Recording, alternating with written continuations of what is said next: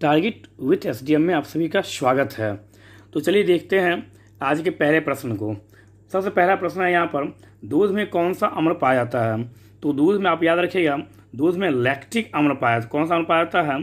तो दूध में लैक्टिक अम्ल पाया जाता है।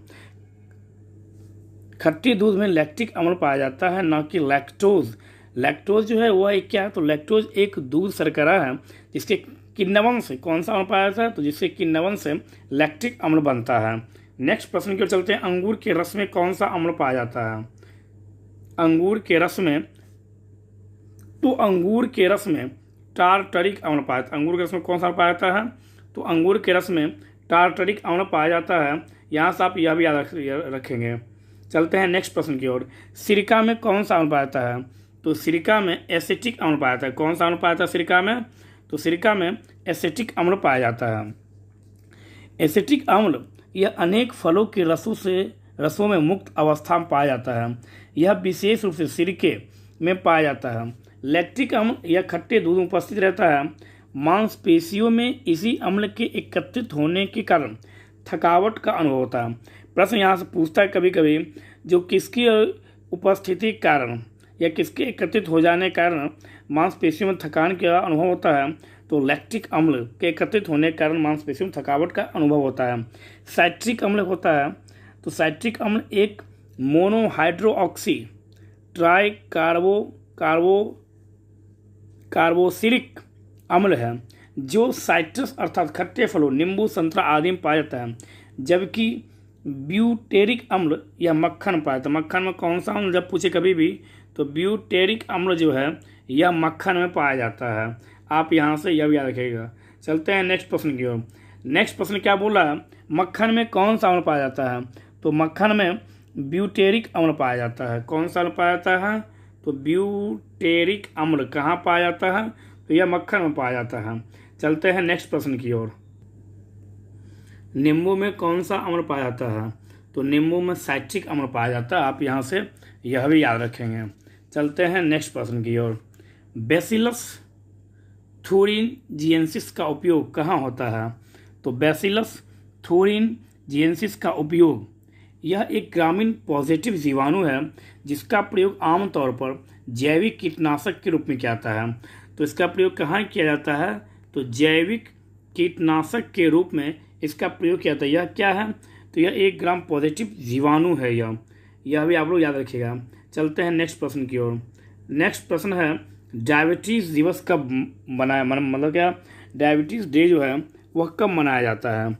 तो यहाँ से आप लोग याद रखिएगा, डायबिटीज़ डे जो है यह 14 नवंबर को मनाया जाता है। कब मनाया जाता है? तो विश्व मधुमेह दिवस प्रत्येक वर्ष विश्व मधुमेह दिवस 14 नवंबर को मनाया जाता है। जब पूछे विश्व तपेदिक दिवस कब मनाया जाता है? तो विश्व तपेदिक दिवस 24 मार्च को मनाया जाता है। विश्व एड्स दिवस 1 दिसंबर को मनाया जाता है। विश्व कुष्ठ निवारण दिवस कब मनाया जाता है? तो विश्व कुष्ठ निवारण दिवस 31 जनवरी को मनाया जाता है। अंतर्राष्ट्रीय ओजोन दिवस कब मनाया जाता है? तो अंतर्राष्ट्रीय ओजोन दिवस 16 सितंबर को मनाया जाता है। और विश्व पर्यावरण दिवस कब मनाया जाता है? तो विश्व पर्यावरण दिवस 5 जून को मनाया जाता है। और विश्व शिक्षक दिवस जब पूछे तो 5 अक्टूबर, और जब राष्ट्रीय शिक्षक दिवस जब पूछे तो 5 सितंबर को मनाया जाता है। और विश्व खाद्य दिवस कब मनाया जाता है? तो विश्व खाद्य दिवस प्रतिवर्ष 16 अक्टूबर को मनाया जाता है। आप यहाँ से यह भी याद रखेंगे। और अंतर्राष्ट्रीय जब पूछे अंतर्राष्ट्रीय योग दिवस कब मनाया जाता है? तो अंतर्राष्ट्रीय योग दिवस प्रतिवर्ष 21 जून को मनाया जाता है। आप यहाँ से यह भी याद रख सकते हैं। तो चलिए चलते हैं नेक्स्ट प्रश्न की ओर। गाय की उच्च दूध उत्पादन प्रजाति कौन सी है? मतलब क्या गाय में जी बहुत सारा प्रजाति आता है। तो यहाँ पूछा जो अत्यधिक दूध देने वाली गाय हो, तो होल्स्टीन फ्रीजियन कौन सा? तो होल्स्टीन फ्रीजियन गाय की उच्च दूध उत्पादन प्रजाति है। यह मुख्यतः नीदरलैंड्स में पाई जाने वाली गाय की प्रसिद्ध प्रजाति है। इसका रंग सफ़ेद या काला होता है। इस जाति की गाय वर्ष भर में अधिकतम 74,650 पाउंड लगभग 33,860 किलोग्राम तक दूध देने का रिकॉर्ड है इस गाय का। कौन सा? तो हॉलिस्टीन, याद रखिए हॉलिस्टीन फ्रीजियन गाय है जो नीदरलैंड में पाई जाती है, जो गाय की उच्च प्रजाति है दूध देने वाली। नेक्स्ट क्वेश्चन है, केंद्र सरकार द्वारा घोषित राष्ट्रीय गोकुल मिशन का उद्देश्य क्या है? केंद्र सरकार द्वारा घोषित राष्ट्रीय गोकुल मिशन तो देसी नस्ल की गायों के संरक्षण एवं विकास के उद्देश्य से राष्ट्रीय गोकुल मिशन नाम से एक राष्ट्रीय योजना की घोषणा की गई है। यह योजना राष्ट्रीय पशु प्रजनन एवं डेयरी विकास कार्यक्रम का हिस्सा है। तो यहाँ से प्रश्न क्या पूछ रहा है, इसका उद्देश्य क्या है? तो आप बता सकते हैं गायों की देसी नस्लों की रक्षा करना राष्ट्रीय गोकुल मिशन का जो है यह मुख्य उद्देश्य है। यह योजना किसका हिस्सा है? तो राष्ट्रीय पशु प्रजनन एवं डेयरी विकास कार्यक्रम का यह योजना हिस्सा है। कौन सा? तो राष्ट्रीय गोकुल मिशन योजना। तो यहाँ से याद रखिएगा गोकुल का मतलब गायों की रक्षा करना, देशी नस्लों की गायों की रक्षा करना, ना कि आप कोई एजुकेशन सेंटर, याद रखिएगा।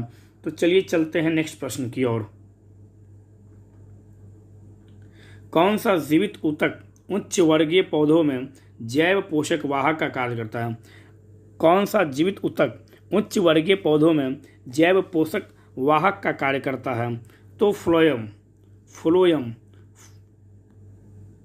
जाइलम मुख्यतः मृत कोशिकाओं से बना होता है, जबकि फ्लोएम जो है वह जीवित कोशिकाओं से बना होता है। जाइलम किससे बना होता है? तो यह मृत कोशिकाओं से, और फ्लोएम जो है यह जीवित कोशिकाओं से बना होता है। फ्लोएम पत्तियों से भोजन को पौधे के विभिन्न भागों तक पहुंचाता है। फ्लोएम पत्तियों से भोजन को पौधे के विभिन्न भागों में पहुंचाता है, जबकि जाइलम जड़ों से पानी को पौधे के अन्य भागों में पहुंचाता है।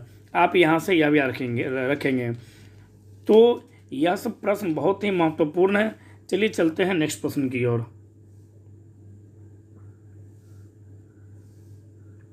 आंख की सुग्राहकता किस रंग के लिए सबसे अधिक होती है?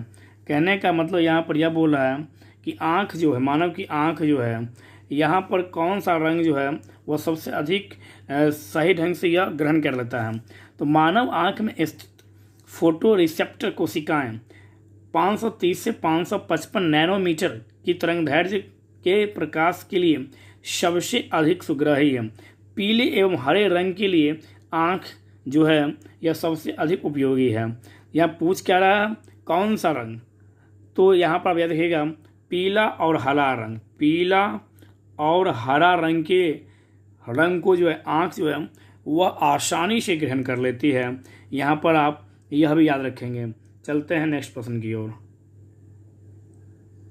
इलेक्ट्रॉन किरण चिकित्सा एक प्रकार की विकिरण चिकित्सा है। इसके द्वारा मतलब जिसके द्वारा किसका उपचार किया जाता है? तो इसके द्वारा विशेष प्रकार के कैंसर का उपचार किया जाता है। किसका उपचार किया जाता है? तो कैंसर का उपचार किया जाता है। इलेक्ट्रॉन किरण चिकित्सा एक प्रकार की बाह्य रेडियोथेरेपी है जिसका प्रयोग विशेष प्रकार के कैंसर के इलाज में किया जाता है। आप यहाँ से यह भी याद रखेंगे। दंत विशेषज्ञ का शीशा होता है। तो दंत विशेषज्ञ नतोदर शीशे मतलब क्या? अवतल दर्पण। कौन सा? तो नतोदर मतलब क्या? अवतल दर्पण का उपयोग करते हैं। आकाशीय पिंडों, तारों आदि की फोटोग्राफी करने के लिए परावर्तक दूरदर्शी में बड़े बड़े अवतल दर्पण का उपयोग होता है। कान, नाक एवं गले के आंतरिक भागों की जांच के लिए भी अवतल दर्पण का ही प्रयोग किया जाता है। तो दंत विशेषज्ञ किस शीशा का प्रयोग करते हैं? नतोदर शीशा जब ऑप्शन में रहे तो नतोदर शीशा, अवतल दर्पण रहे तो अवतल दर्पण, याद रखिएगा। नेक्स्ट क्वेश्चन है, रोगी के दांत का प्रतिबिंब देखने के लिए दांत के डॉक्टर द्वारा किसका प्रयोग किया जाता है? फिर वही प्रश्न है, तो इसका आंसर क्या होगा? तो इसका आंसर भी होगा अवतल दर्पण। याद रखिएगा अवतल लेंस नहीं, कन्फ्यूज होकर आप एग्जाम में अवतल लेंस मार दीजिएगा और ऑप्शन ए में अवतल लेंस ही रहेगा। तो याद रखिएगा नतोदर शीशा या अवतल दर्पण का प्रयोग किया जाता है रोगी के दांत के प्रतिबिंब को देखने के लिए डॉक्टर के द्वारा। चलिए नेक्स्ट प्रश्न की ओर। वह जंतु कौन है जिसने अंतरिक्ष में प्रथम यात्रा की? वह जंतु कौन है जिसने अंतरिक्ष में पहली यात्रा की? तो आप सब जानते हैं वह जंतु कुत्ता है जो अंतरिक्ष में पहली बार यात्रा की। लाइका नामक कुतिया, लाइका। लाइका लाइका नामक कुतिया अंतरिक्ष में पृथ्वी की कक्षा में जाने वाला प्रथम जंतु थी। 3 नवंबर 1957 को 1957 को कब, तो 1957 को स्पुतनिक 2 अंतरिक्ष यान द्वारा इसे अंतरिक्ष में भेजा गया था। कब भेजा गया था, तो 1957 में। आप यहाँ से यह भी याद रखेंगे। चलते हैं नेक्स्ट प्रश्न की ओर। अस्पताल में मंद निषेचक के रूप में किसका प्रयोग किया जाता है? अस्पताल में जो है वह मंद निषेचक के रूप में किसका प्रयोग किया जाता है? Nitrous oxide. किसका प्रयोग किया जाता है? तो नाइट्रस ऑक्साइड का प्रयोग किया जाता है।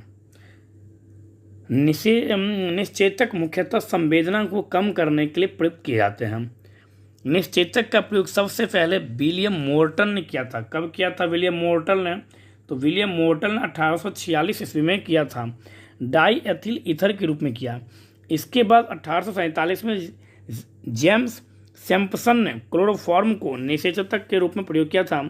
Chloroform, nitrous oxide, pentothal sodium, halothane, chloropropane, cocaine, diazepam, sulfonal, veronal आदि, इन सभी का प्रयोग जो है वह निषेचक के रूप में अस्पताल मतलब क्या बेहोश करने के रूप में मतलब क्या मताने के लिए प्रयोग किया जाता है। तो आप यहाँ पर यह याद रखें, अस्पतालों में मंद निषेचक के रूप में किसका प्रयोग किया जाता है? तो अस्पतालों में मंद निषेचक के रूप में नाइट्रस ऑक्साइड का प्रयोग किया जाता है। चलते हैं नेक्स्ट प्रश्न की ओर। हृदय रोग विशेषज्ञ को क्या कहते हैं? बहुत आराम से, बहुत प्यारा सा प्रश्न है आपका। तो हृदय रोग के जो विशेषज्ञ होते हैं उन्हें कार्डियोलॉजिस्ट कहते हैं। क्या कहते हैं उन्हें? तो उन्हें कार्डियोलॉजिस्ट कहते हैं। यहाँ से आप यह भी याद रखिएगा। चलते हैं नेक्स्ट प्रश्न की ओर। नेत्र संबंधी रोगों का इलाज जो करता है उसे क्या कहते हैं? मतलब क्या, यहाँ से आप बोल सकते हैं, यहाँ पर यह पूछ रहा है कि आँख के जो डॉक्टर होते हैं स्पेशलिस्ट, उन्हें क्या कहते हैं? नेत्र संबंधी। तो याद रखिएगा आप यहाँ पे, आँख के जो डॉक्टर हैं उन्हें ऑक्यूलिस्ट कहते हैं। क्या कहते हैं उन्हें? ऑक्यूलिस्ट। आँख के स्पेशलिस्ट को ऑक्यूलिस्ट कहते हैं। कार्डियोलॉजिस्ट कहते हैं हृदय विशेषज्ञ के। नेफ्रोलॉजिस्ट कहते हैं गुर्दा से संबंधित जो रोग का जो विशेषज्ञ होता है। यूरोलॉजिस्ट कहते हैं नर तथा मादा मूत्र नलिका समस्याओं का विशेषज्ञ डॉक्टर को यूरोलॉजिस्ट कहते हैं, चाहे वो पुरुष हो या महिला हो। उनकी जो मतलब क्या मूत्र मार्ग होता है, उनके जो विशेषज्ञ होते हैं, उन समस्याओं के विशेषज्ञ जो डॉक्टर होते हैं उन्हें कहते हैं हम लोग क्या? यूरोलॉजिस्ट। यहाँ से आप यह भी याद रखिएगा। यह आपसे वो इस तरह से भी पूछ ले कि मूत्र तंत्र, तो यहाँ पर भी आप याद रखिएगा यूरोलॉजिस्ट। तो चलिए नेक्स्ट प्रश्न पर चलते हैं। यूरोलॉजिस्ट किसे कहते हैं? तो हो गया यूरोलॉजिस्ट किसे कहते हैं? तो नर तथा मादा की मूत्र नलिकाओं की समस्याओं का विशेषज्ञ डॉक्टर को यूरोलॉजिस्ट कहते हैं।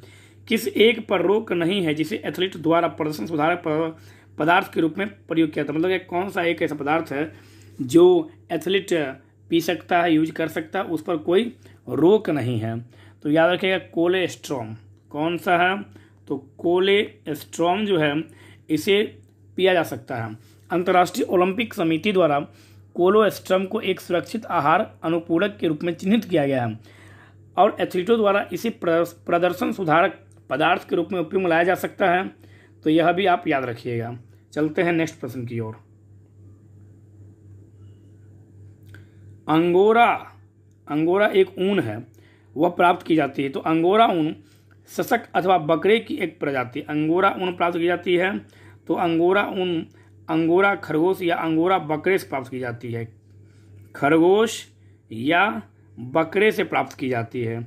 आप यहाँ से यह विशेषक मतलब क्या? खरगोश अथवा बकरे की एक प्रजाति से प्राप्त की जाती है। दीमक को और क्या कहते हैं? तो दीमक को श्वेत चींटी। दीमक को और क्या कहते हैं? तो दीमक को एक श्वेत चींटी कहते हैं। आप यहाँ से यह भी याद रखेंगे। चलते हैं नेक्स्ट प्रश्न की ओर। भ्रूणीय वृद्धि को मापने वाली हाल में विकसित तकनीक क्या है? भ्रूणीय वृद्धि को मापने वाली तकनीक को क्या कहते हैं? तो अल्ट्रासाउंड तकनीक या अल्ट्रासोनिक्स द्वारा भ्रूणीय वृद्धि को मापा जाता है। यह तो आप लोग को पता भी होगा। नैको एक ऐसी संस्था जिसका संबंध किससे है? नैको जो है वह एक संस्था है जिसका संबंध किससे है? तो भारत के स्वास्थ्य एवं परिवार कल्याण मंत्रालय के एक विभाग के रूप में 1992 में स्थापित 1992 में स्थापित नेशनल एड्स कंट्रोल ऑर्गेनाइजेशन, मतलब क्या, नेको, NACO, national AIDS control organisation Bharat में HIV एड्स नियंत्रण कार्यक्रम के संचालन से संबंधित है। तो नेको क्या है? तो नेको जो है वह एड्स से संबंधित एक संस्था है। आप यहाँ से यह भी याद रखिएगा। तो आज कुछ प्रमुख बायोलॉजी के कुछ प्रमुख प्रश्नों को हम लोग देखें, और आप लोग से बार बार आग्रह किया जाता है मेरे आंसर देने से पहले आप लोग इन प्रश्नों का आंसर दीजिए और खुद अपने आप को आंकें कि आपकी तैयारी किस स्तर तक की हो चुकी है और आपको कितना और पढ़ना है। यह सभी प्रश्न अति महत्वपूर्ण है, या किसी न किसी प्रीवियस ईयर के एग्जाम में पूछा जा चुका है और इसकी पूरी आगे आने वाली परीक्षाओं में पूछे जाने की संभावना है। इसलिए इस वीडियो को मज़े से देखिए, खूब अच्छे से इसको सुनिए। हो सके तो इन सभी प्रश्नों का जवाब आप खुद से भी देने का प्रयास कीजिए और एक आत्मविश्वास जगेगा कि 25 क्वेश्चन में से मुझसे कितना प्रश्न बना है। तो इस तरह से आप अपनी तैयारी में एक और ताज़गी, एक नई धार बना सकते हैं इन वीडियो को देखकर। यदि आपको वीडियो अच्छा लगे तो आप शेयर कीजिए, लाइक कीजिए, कमेंट्स कीजिए, अन्यथा आप नहीं कीजिए। धन्यवाद।